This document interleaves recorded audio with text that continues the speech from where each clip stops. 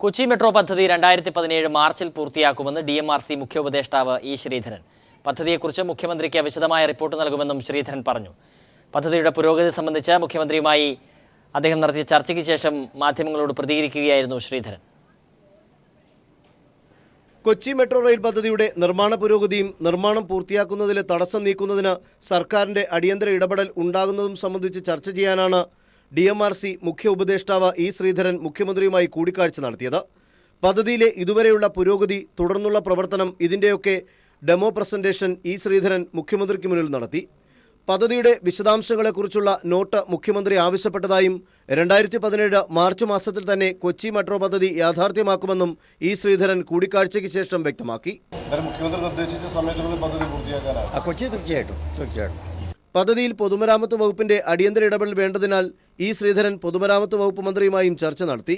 Kozhikode Thiruvananthapuram mono റെയിലിന്റെ കാര്യത്തിൽ പിന്നീട് മുഖ്യമന്ത്രിയുമായി ചർച്ച നടത്തുമെന്നും ഇ ശ്രീധരൻ അറിയിച്ചു. News bureau, Thiruvananthapuram.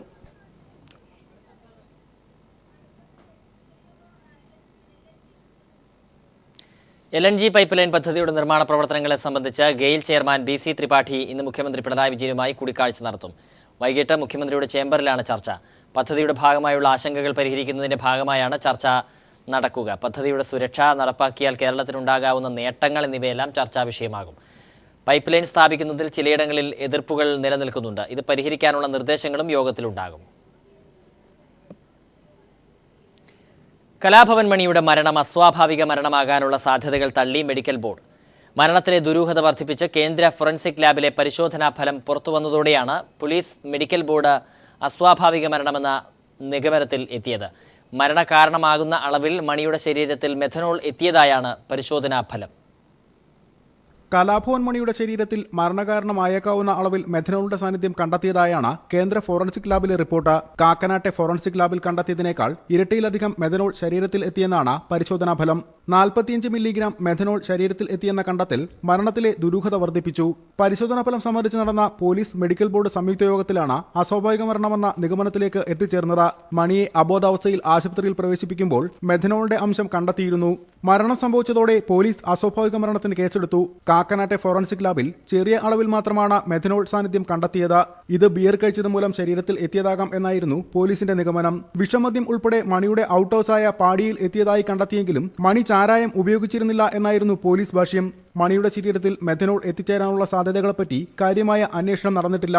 മരണം നടന്ന 3 മാസം പിന്നിടുമ്പോഴും മണിയുടെ മരണകാരണത്തിൽ വ്യക്തതയിലെത്താൻ പോലീസിനായിരുന്നില്ല. മരണകാരണമായേക്കാവുന്ന തരത്തിൽ മെഥനോൾ ഉള്ളിച്ചെന്നതായുള്ള കണ്ടെത്തൽ അന്വേഷണത്തിൽ വഴിത്തിരിവാകുകയാണ്. News bureau, Thrissur. മുഖ്യമന്ത്രി പിണറായി വിജയന്റെ അധ്യക്ഷതയിൽ പോലീസ് ആസ്ഥാനത്ത് ഇന്ന് ഉന്നതതല യോഗം ചേരും. DGP മുതൽ ജില്ലാ പോലീസ് മേധാവിമാർ വരെ പങ്കെടുക്കുന്ന യോഗത്തിൽ സ്ത്രീ സുരക്ഷയുൾപ്പെടെയുള്ള വിഷയങ്ങളും പോലീസ് നയവും ചർച്ചാ വിഷയമാകും.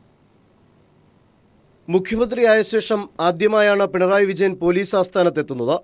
ഉന്നത പോലീസ് ഉദ്യോഗസ്ഥരുടെ യോഗത്തിന് അധ്യക്ഷത വഹിക്കാനെത്തുന്ന ആഭ്യന്തര വകുപ്പ് കൂടി കൈകാര്യം ചെയ്യുന്ന മുഖ്യമന്ത്രി പിണറായി വിജയനെ പോലീസ് ഗാർഡ് ഓഫ് ഓണർ നൽകി സ്വീകരിക്കും. DGP മുതൽ ജില്ലാ പോലീസ് സൂപ്രണ്ട് വരെയുള്ളവർ യോഗത്തിൽ പങ്കെടുക്കുന്നുണ്ട്. സർക്കാരിന്റെ പോലീസ് നയം പ്രധാന ചർച്ചാ വിഷയമാകും. സ്ത്രീ സുരക്ഷ, ക്രമസമാധാന പ്രശ്നങ്ങൾ, ആധുനിക രീതിയിലുള്ള കുറ്റാന്വേഷണ സംവിധാനം, കേസന്വേഷണത്തിലെ കാലതാമസം, പോലീസ് ഉദ്യോഗസ്ഥരുടെ സമീപനം തുടങ്ങിയവയും മുഖ്യമന്ത്രി ചർച്ചയിൽ കൊണ്ടുവരും. ക്രമസമാധാനം കൈകാര്യം ചെയ്യുന്ന ഉദ്യോഗസ്ഥർ രാഷ്ട്രീയ പക്ഷപാതിത്വം പുലർത്താൻ പാടില്ലെന്ന നിർദ്ദേശം മുഖ്യമന്ത്രി ഉദ്യോഗസ്ഥർക്ക് നൽകും. കേസന്വേഷണത്തിലെ കാലതാമസം ഒഴിവാക്കുന്നതിന് കർശന നിർദ്ദേശം യോഗത്തിലുണ്ടാകും. പൊതുജനങ്ങളോടുള്ള പോലീസിന്റെ സമീപനത്തിൽ മാറ്റം വരുത്തുന്ന കാര്യവും വാഹന പരിശോധന ഉൾപ്പെടെയുള്ളവയിൽ പോലീസ് സ്വീകരിക്കുന്ന നിലപാടുകളും നിയമം നടപ്പാക്കുന്നതിലെ കാലതാമസവും ഉന്നത പോലീസ് ഉദ്യോഗസ്ഥരുടെ യോഗത്തിൽ ചർച്ച ചെയ്യുന്നുണ്ട്. വൈകുന്നേരം 3 മണിക്കാണ് യോഗം. Sunil Arimanoor, news bureau, Thiruvananthapuram. ജിഷ വധക്കേസിൽ ബംഗ്ലാദേശ് സ്വദേശിക്കായുള്ള അന്വേഷണം പോലീസ് ഊർജിതമാക്കി. പ്രത്യേക സംഘം മുർഷിദാബാദിൽ തുടരുകയാണ്. അന്വേഷണവുമായി ബന്ധപ്പെട്ട് പെരുമ്പാവൂരിലെ അന്യസംസ്ഥാന തൊഴിലാളികളുടെ ദേഹപരിശോധന ഇന്നും തുടരും. ജിഷ കൊല്ലപ്പെട്ട ദിവസം പെരുമ്പാവൂരിലുണ്ടാവുകയും പിന്നീട് ഒളിവിൽ പോവുകയും ചെയ്ത ബംഗ്ലാദേശ് സ്വദേശിയെ തേടിയാണ് അന്വേഷണ സംഘം മുർഷിദാബാദിൽ തുടരുന്നത്. ബംഗാളിൽ നിന്നുള്ള തൊഴിലാളികൾക്കൊപ്പം താമസിച്ചിരുന്നതിനാൽ ഇയാളെക്കുറിച്ച് കൂടുതൽ വിവരങ്ങൾ മുർഷിദാബാദിൽ നിന്ന് അറിയാൻ കഴിയുമെന്നാണ് പോലീസ് പ്രതീക്ഷിക്കുന്നത്. ജിഷ കൊല്ലപ്പെട്ട ദിവസവും തലേന്നുമായി ജിഷയുടെ നമ്പറിലേക്ക് 9 മിസ്ഡ് കോളുകൾ ഇയാളുടെ നമ്പറിൽ നിന്ന് വന്നതായി പോലീസ് നേരത്തെ കണ്ടെത്തിയിരുന്നു. ഈ വ്യക്തിക്ക് ജിഷയുമായി അടുത്ത ബന്ധമുണ്ട് എന്നാണ് പോലീസ് ഉറപ്പിക്കുന്നത്.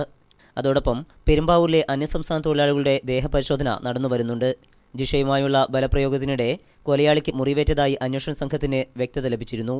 അതിനാൽ പരുക്കോ മുറിവുകളോ ഉണ്ടോ എന്ന് തിരിച്ചറിയാനാണ് ദേഹപരിശോധന തുടരുന്നത്. ജിഷയുടെ അമ്മ രാജേശ്വരിയെ വീണ്ടും ചോദ്യം ചെയ്യാൻ ശ്രമിച്ചുവെങ്കിലും നടന്നില്ല. ഇവർ മാനസികാസ്വസ്ഥത പ്രകടിപ്പിക്കുന്നതിനാൽ പിന്നീട് വിശദമായി ചോദ്യം ചെയ്യാനാണ് അന്വേഷണ സംഘത്തിന്റെ തീരുമാനം. ഇതിനിടെ ജിഷയുടെ പിതാവ് പാപ്പുവിനെ താൻ രഹസ്യമായി പാർപ്പിച്ചിരിക്കുകയാണ് എന്നത് അടിസ്ഥാനരഹിതമായ ആരോപണമാണെന്ന് പൊതുപ്രവർത്തകൻ ജോമൻ പുത്തമ്പരക്കിൽ വ്യക്തമാക്കി. ജിഷ വധക്കേസിൽ കോൺഗ്രസ് നേതാവ് പി തങ്കച്ചനെതിരെ ഉന്നയിച്ച ആരോപണങ്ങളിൽ ഉറച്ചു നിൽക്കുന്നതായും തങ്കച്ചൻ തനിക്കെതിരെ നിയമ നടപടി സ്വീകരിക്കുന്നതിനെ സ്വാഗതം ചെയ്യുന്നുവെന്നും അദ്ദേഹം പറഞ്ഞു. News bureau, Kochi. കോടികൾ മുടക്കി നിർമ്മിച്ച കൊല്ലം പാരിപ്പള്ളി മെഡിക്കൽ കോളേജ് കെട്ടിടങ്ങൾ ചോർന്നൊലിക്കുന്നു. OP വിഭാഗം പ്രവർത്തിക്കുന്ന കെട്ടിടവും സ്റ്റെറിലൈസേഷൻ വിഭാഗം കെട്ടിടവുമാണ് ചോർന്നൊലിക്കുന്നത്. സംഭവത്തെക്കുറിച്ച് ഉടൻ അന്വേഷിക്കണമെന്ന് CPIM ആവശ്യപ്പെട്ടു. 540 കോടി രൂപ ചെലവിൽ തൊഴിലാളികളുടെ പണം ഉപയോഗിച്ച് പാരപ്പള്ളിയിൽ ESI കോർപ്പറേഷൻ നിർമ്മിച്ച കെട്ടിടങ്ങളാണ് ചോർന്നൊലിക്കുന്നത്. ഭിത്തിയിലൂടെയും പടിക്കെട്ടുകളിലൂടെയുമാണ് മഴക്കാലത്ത് ചോരുന്നത്. പടിക്കെട്ടുകളിൽ വെള്ളത്തിൽ ചവിട്ടി കാൽവഴുതി വീഴാതിരിക്കാൻ ബേസ് ബോർഡ് നിരത്തിയ നിലയിലാണ്. മാർബിൾ പതിപ്പിച്ച ഭിത്തിയിലും നനവ് കാണാം. മെഡിക്കൽ കോളേജിന് വേണ്ടി നിർമ്മിച്ച കെട്ടിടങ്ങളിൽ ലാബ്, അഡ്മിനിസ്ട്രേഷൻ ബ്ലോക്ക്, സ്റ്റെറിലേഷൻ വിഭാഗത്തിലും OPയിലും വരെ ചോർച്ചയുണ്ട്. മഴ പെയ്യുന്ന സമയത്ത് കെട്ടിടത്തിനുള്ളിൽ പാലരുവിക്ക് സമാനമാണ് ചോർച്ചയെന്ന് ചില ജീവനക്കാർ പറയുന്നു. ലിഫ്റ്റിനുള്ളിൽ വരെ വെള്ളം ഒഴുകിയതിനെ തുടർന്ന് ലിഫ്റ്റിന്റെ പ്രവർത്തനവും താറുമാറായി. നിർമ്മാണ മേൽനോട്ടത്തിന് എഞ്ചിനീയർമാരും ക്വാളിറ്റി കൺട്രോളർ വരെ ഉണ്ടായിട്ടാണ് കെട്ടിടത്തിന്റെ ഈ ശോചനീയ അവസ്ഥ. സംഭവത്തെക്കുറിച്ച് അന്വേഷിക്കണമെന്ന് CPIM ആവശ്യപ്പെട്ടു. നിർമ്മാണത്തെ സംബന്ധിച്ച് നിർമ്മാണത്തിൻ്റെ അപാകതയാണ് ഏറ്റവും പ്രധാനമായിട്ടുള്ള പോരായ്മ. 540 കോടി രൂപയാണ് ESI കോർപ്പറേഷൻ തന്നെ വിനിയോഗിച്ചിട്ടുള്ളത്. അപ്പോൾ കോടിക്കണക്കിന് രൂപയുടെ അഴിമതിയാണ്. എല്ലാ കെട്ടിടങ്ങളും ഇന്നിപ്പോൾ ചോർന്നിരിക്കുകയാണ്. രോഗികൾക്കോ ഓഫീസോ മറ്റോ ഉപയോഗിക്കാൻ കഴിയാത്ത നിലയിൽ കെട്ടിടം താറുമാറായി കിടക്കുകയാണ്. യഥാർത്ഥത്തിൽ ഇതുമായി ബന്ധപ്പെട്ട വലിയ തട്ടിപ്പാണ് ഇതിൻ്റെ പിന്നിൽ നടന്നിട്ടുള്ളത്. വലിയ ഗൂഢാലോചന ഇതിൻ്റെ പിന്നിലുണ്ട്. MP ഉൾപ്പെടെയുള്ള ആളുകളുടെ ഇതിൻ്റെ പങ്കിനെ സംബന്ധിച്ചുൾപ്പെടെ അന്വേഷണം നടത്തേണ്ടതാണ് എന്നാണ് CPIM ആവശ്യപ്പെടുന്നത്. അതേസമയം ചോർച്ചയെക്കുറിച്ച് ESI മൗനം പാലിക്കുകയാണ്. രാജ്കുമാർ, ന്യൂസ് ബ്യൂറോ, കൊല്ലം.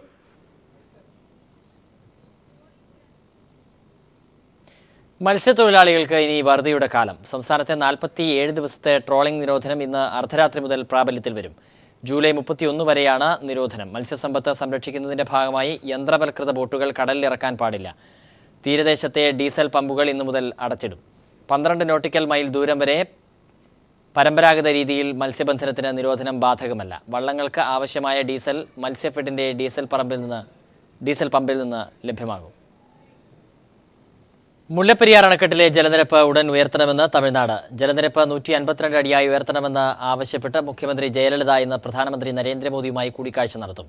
ജലനിരപ്പ് ഉയർത്തണമെന്ന് തമിഴ്നാട്ടിലെ കർഷക സംഘടനകൾ മുഖ്യമന്ത്രി ജയലളിതയോട് ആവശ്യപ്പെട്ടിരുന്നു. മുല്ലപ്പെരിയാറിനൊപ്പം കാവേരി നദീജല വിഷയത്തിലും കേന്ദ്രം നടപടി സ്വീകരിക്കണമെന്നും തമിഴ്നാടിന് 2.11 ലക്ഷം കോടി സാമ്പത്തിക സഹായം വേണം എന്ന ആവശ്യങ്ങളും ജയലളിത ഉന്നയിക്കും. NDA പ്രവേശനം സംബന്ധിച്ചും ഇന്ന് BJP നേതാക്കളുമായുള്ള കൂടിക്കാഴ്ചയിൽ ചർച്ചയാകും.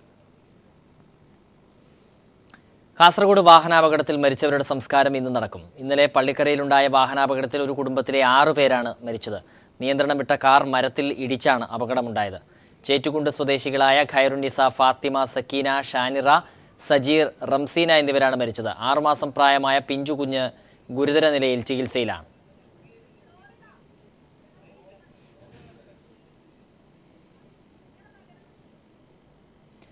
ഫ്ലോറിഡ ആക്രമണത്തിന്റെ ഞെട്ടൽ മാറാതെ അമേരിക്കയുടെ ഹൃദയം തകർന്ന ദിനമെന്ന് പ്രസിഡന്റ് ഒബാമ പറഞ്ഞു.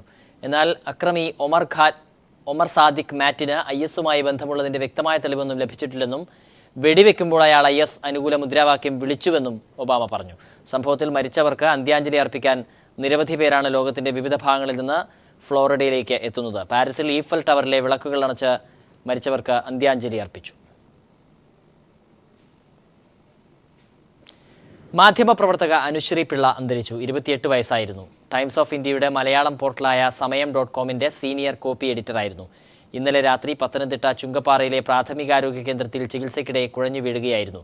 തുടർ ചികിത്സയ്ക്കായി കോഴഞ്ചേരിയിലെ ആശുപത്രിയിൽ എത്തിച്ചെങ്കിലും രക്ഷിക്കാനായില്ല. പത്തനംതിട്ട ജില്ലയിലെ ചുങ്കപ്പാറ ചാലപ്പള്ളി സ്വദേശിനിയാണ്. Kerala vision, Jaihind, India vision, TV news ചാനലുകളിൽ പ്രവർത്തിച്ചിട്ടുണ്ട്. സംസ്കാരം നാളെ നടക്കും.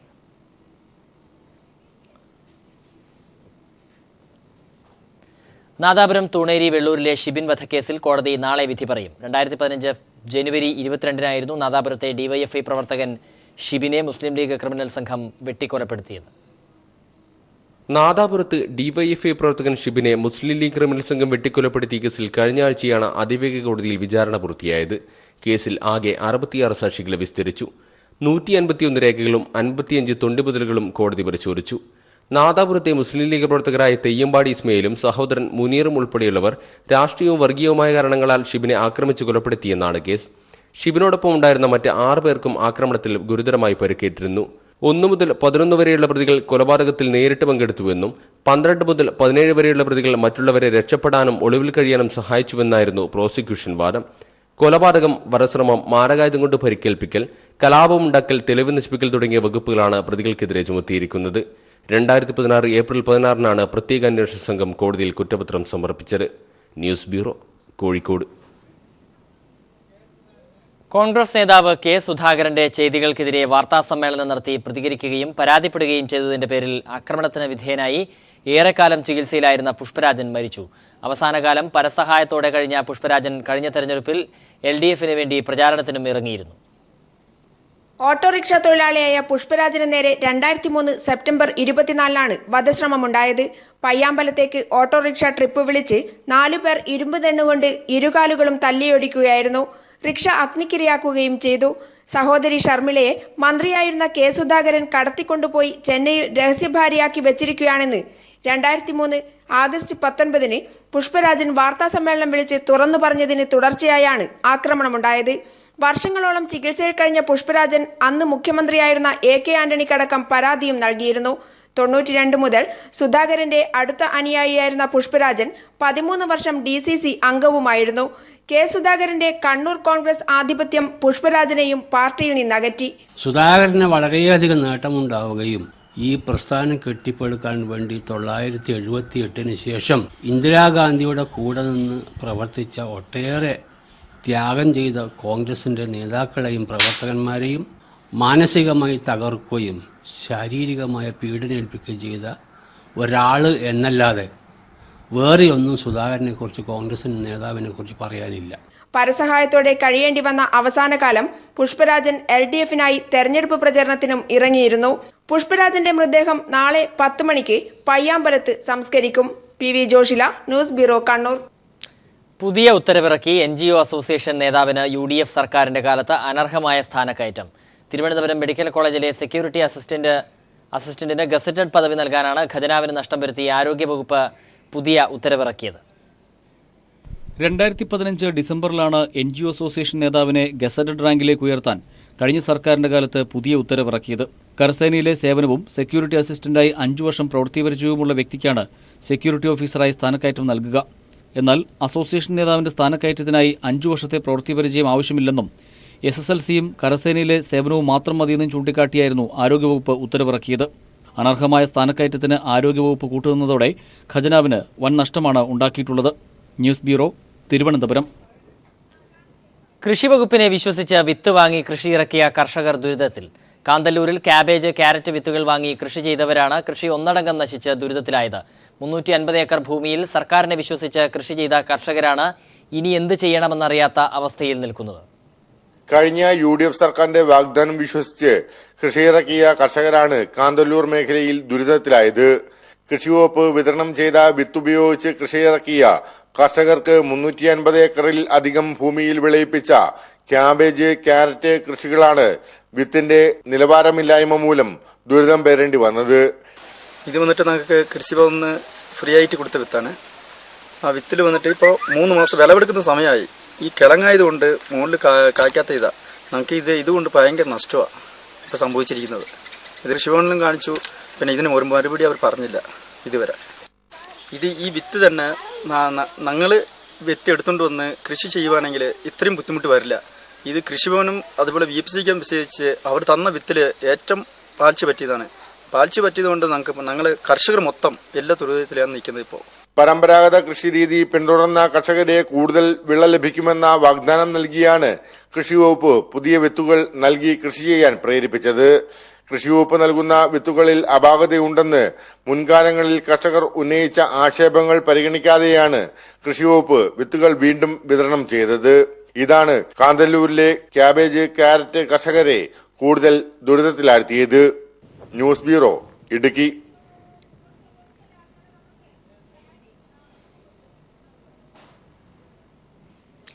മഴക്കാലമായതോടെ വെള്ളത്താൽ ചുറ്റപ്പെട്ടിരിക്കുകയാണ് പന്തളം അറത്തിമുക്ക് കോളനി നിവാസികൾ. വെള്ളപ്പൊക്കത്തോടൊപ്പം പകർച്ചവ്യാധി ഭീഷണിയുടെ പിടിയിലകപ്പെടുകയാണ് കോളനി നിവാസികൾ. ചെറിയ ഒരു മഴ മതി പന്തളം അറത്തിമുക്ക് കോളനി വെള്ളത്തിലാവാൻ. അപ്പോൾ തുടർച്ചയായി മഴ പെയ്താലോ ഇവരുടെ കാര്യം അവതാളത്തിലാകുമെന്നത് പ്രത്യേകിച്ച് പറയേണ്ടതില്ല. മഴ കനത്ത് വെള്ളം കയറുന്നതോടെ കുട്ടികൾക്കും മുതിർന്നവർക്കും ഒരുപോലെ അസുഖം പിടിപെടുന്നതും ഇവിടുത്തെ സ്ഥിരം കാഴ്ചകളായി മാറി. കൊതുകും മറ്റും കെട്ടിക്കിടക്കുന്ന വെള്ളത്തിൽ വളർന്നു വലുതായി രോഗങ്ങൾ പടർത്തുന്നത് ആരോഗ്യവകുപ്പ് അധികൃതർ ഇതുവരെയും ഗൗനിച്ചിരുന്നില്ല.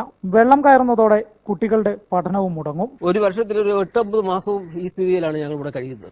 ഞങ്ങൾക്ക് മറ്റു പണിക്ക് പോകാനോ ജീവിക്കാനുള്ള ഒരു വരുമാന മാർഗമില്ലാത്ത ഒരു പട്ടികജാതിപ്പെട്ട കുറെ 10-25 വീട്ടുകാർക്ക് ഈ അവസ്ഥ മാറ്റിക്കിട്ടുന്നതിന് വേണ്ടി ഗവൺമെന്റ് നല്ല ഒരു സഹായം ഞങ്ങൾക്ക് ചെയ്യണം. കൃഷിയും ജീവിതവും ഒരുപോലെ വെള്ളത്തിലായവർ പുതിയ സർക്കാരിലാണ് പ്രതീക്ഷ വെക്കുന്നത്. News bureau, Pathanamthitta. വയലുകളുടെ നാടെന്നറിയപ്പെടുന്ന വയനാട്ടിൽ വർഷം തോറും നെൽകൃഷി കുറയുകയാണെന്നാണ് കണക്കുകൾ. അരനൂറ്റാണ്ടിന് മുൻപ് 30,000 ഹെക്ടർ സ്ഥലത്ത് നെൽകൃഷി ഉണ്ടായിരുന്നെങ്കിൽ ഇന്നത് 9,000 ഹെക്ടറിലും താഴെയാണ്. കഴിഞ്ഞ 5 വർഷത്തിനിടെ 2,000 ഹെക്ടറോളം സ്ഥലത്തെ നെൽകൃഷി കർഷകർ ഉപേക്ഷിച്ചു.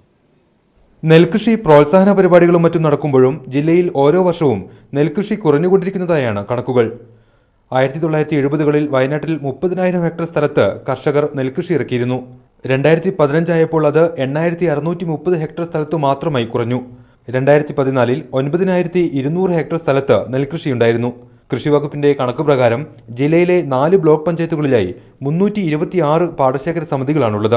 നെൽകൃഷി ചെയ്യുന്ന കർഷകരുടെ എണ്ണം 19,569 മുൻവർഷങ്ങളെ അപേക്ഷിച്ച് കഴിഞ്ഞ വർഷം നഞ്ചകൃഷി ചെയ്തവരിൽ കുറവുണ്ട്. 1,730 ഹെക്ടർ സ്ഥലത്തു മാത്രമാണ് കഴിഞ്ഞ വർഷം നഞ്ചകൃഷി നടന്നത്. ജില്ലയിൽ ഏറ്റവും കൂടുതൽ നെൽകൃഷി നടക്കുന്നത് നൂൽപ്പുഴ പഞ്ചായത്തിലാണ്, 1,074 ഹെക്ടർ സ്ഥലത്ത്. ഇക്കാലയളവിൽ ഇവിടെയും നെൽകൃഷിയിൽ കാര്യമായ കുറവുണ്ടായി. കൃഷിവകുപ്പും സർക്കാരും കാര്യമായ പ്രോത്സാഹന പരിപാടികൾ ആവിഷ്കരിച്ചില്ലെങ്കിൽ വയൽനാടായ വയനാട് നെൽകൃഷി ഉൽപ്പാദനത്തിൽ അതിന്റെ പ്രതാപകാലത്തെ മാത്രം ഓർമ്മിക്കേണ്ടി വരും. നെല്ലിന്റെ താങ്ങുവിലയും സംഭരണവും പ്രോത്സാഹന പദ്ധതികളും കാര്യക്ഷമമാക്കണമെന്നാണ് കർഷകർ ആവശ്യപ്പെടുന്നത്. News bureau, Wayanad. ഇനി നമ്മുടെ MLA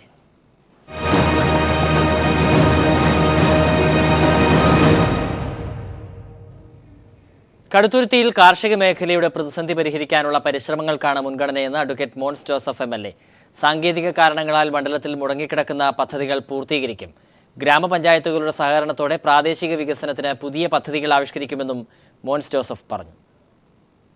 കടുത്തുരുത്തിയിൽ 42,256 വോട്ടിന്റെ ഭൂരിപക്ഷത്തിലായിരുന്നു അഡ്വക്കേറ്റ് മോൻസ് ജോസഫിന്റെ വിജയം. സംസ്ഥാനത്തെ UDF MLA-മാരിൽ ഭൂരിപക്ഷത്തിന്റെ കാര്യത്തിൽ 2ാം സ്ഥാനമാണ് മോൻസിന്.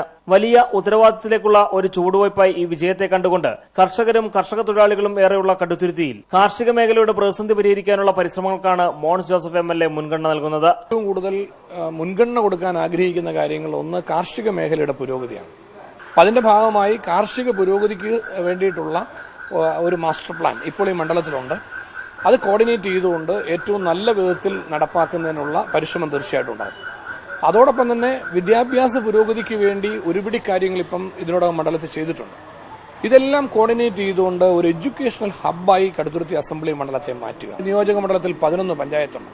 അവിടെ ജനങ്ങൾ ആഗ്രഹിക്കുന്നതും ഇനി ചെയ്യേണ്ടതുമായ കാര്യങ്ങൾക്ക് തീർച്ചയായിട്ടും പ്രയോറിറ്റി കൊടുക്കും. സാങ്കേതിക കാരണങ്ങളാൽ മണ്ഡലത്തിൽ വിവിധ പദ്ധതികൾ മുടങ്ങിക്കിടക്കുന്നുണ്ട്. അവയുടെ പ്രശ്നങ്ങൾ പരിഹരിച്ച് പദ്ധതി യാഥാർത്ഥ്യമാക്കുന്നതിന് പ്രത്യേക പരിഗണന നൽകും. മുൻ വർഷങ്ങളിലേതുപോലെ പദ്ധതികൾ സമയബന്ധിതമായി പൂർത്തിയാക്കാൻ ഗ്രാമപഞ്ചായത്തുകളുടെ സഹകരണം ഉറപ്പാക്കുമെന്നും മോൻസ് ജോസഫ് വ്യക്തമാക്കി. News bureau, Kottayam.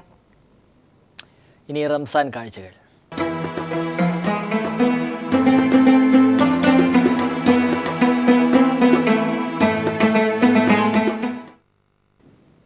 ഏറെ വൈവിധ്യങ്ങളുമായാണ് കൊച്ചിയിലെ മാളുകൾ റംസാനെ വരവേറ്റുകൊണ്ടിരിക്കുന്നത്. അപൂർവ ഇനം പഴങ്ങളുടെയും നോമ്പുതുറ വിഭവങ്ങളുടെയും ശേഖരമാണ് ഉപഭോക്താക്കൾക്കായി ഒരുക്കിയിട്ടുള്ളത്.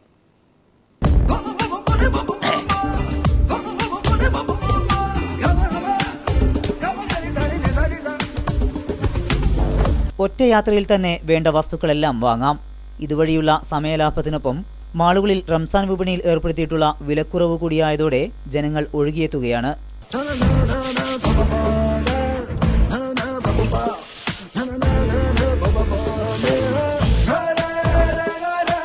സമൂസ, കട്ട്ലറ്റ്, ഇറച്ചിപ്പത്തിരി, കോഴിയട, കൈപ്പൊള, ഉന്നക്കായ തുടങ്ങിയ പലഹാരങ്ങൾക്കൊപ്പം ഈത്തപ്പഴം, മാമ്പഴം, ആപ്പിൾ, ഓറഞ്ച്, പൈനാപ്പിൾ, റംബൂട്ടാൻ തുടങ്ങിയ പഴങ്ങളും ഉപഭോക്താക്കളെ കാത്തിരിക്കുന്നു.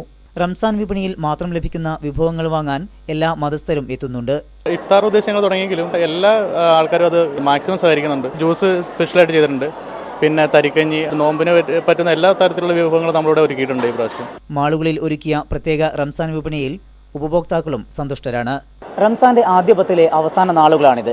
അവസാന പത്തുകളിൽ വസ്ത്രവിപണി കൂടി സജീവമാകുന്നതോടെ മാളുകളിൽ തിരക്കേറും. കൊച്ചിയിൽ നിന്ന് സമീർ വഴങ്ങോട്. മുസ്ലിം അസോസിയേഷന്റെ ആഭിമുഖ്യത്തിൽ ഇഫ്താർ സംഗമം നടന്നു. തിരുവനന്തപുരത്ത് മുസ്ലിം അസോസിയേഷൻ ഹാളിൽ നടന്ന ഇഫ്താർ സംഗമത്തിൽ മുഖ്യമന്ത്രി പിണറായി വിജയൻ, പ്രതിപക്ഷ നേതാവ് രമേശ് ചെന്നിത്തല, മന്ത്രിമാർ, മത സാമുദായിക രംഗത്തെ പ്രമുഖർ തുടങ്ങിയവർ പങ്കെടുത്തു. പതിവ് പോലെ ഇക്കുറിയും മുസ്ലിം അസോസിയേഷൻ സംഘടിപ്പിച്ച ഇഫ്താർ സംഗമത്തിൽ സമൂഹത്തിലെ നാനാതുറയിലുള്ള നിരവധി പ്രമുഖർ പങ്കെടുത്തു. തിരുവനന്തപുരം നന്ദാവനത്തെ മുസ്ലിം അസോസിയേഷൻ ഹാളിലായിരുന്നു ഇഫ്താർ സംഗമം. മുഖ്യമന്ത്രി പിണറായി വിജയൻ, പ്രതിപക്ഷ നേതാവ് രമേശ് ചെന്നിത്തല, മന്ത്രിമാർ, MLA മാർ, വിവിധ മതങ്ങളിലെ വൈദികർ, രാഷ്ട്രീയ നേതാക്കൾ തുടങ്ങി നിരവധി പേർ സംഗമത്തിനെത്തിയിരുന്നു. ചടങ്ങിൽ സംസാരിച്ച പ്രമുഖർ റംസാൻ സന്ദേശം നൽകാനും മറന്നില്ല. നോമ്പുതുറയുടെ ഭാഗമായി ഇഫ്താർ സംഗമത്തിൽ വൈവിധ്യമാർന്ന നോമ്പുതുറ വിഭവങ്ങളും ഒരുക്കിയിരുന്നു. News bureau, Thiruvananthapuram. Kairali TV programme associate director PO മോഹനന്റെ അമ്മ സരസമ്മ അന്തരിച്ചു. 80 വയസ്സായിരുന്നു. സംസ്കാരം ഇന്ന് വൈകിട്ട് 4 മണിക്ക് കോട്ടയം കഞ്ഞിക്കുഴിയിലെ വീട്ടുവളപ്പിൽ നടക്കും.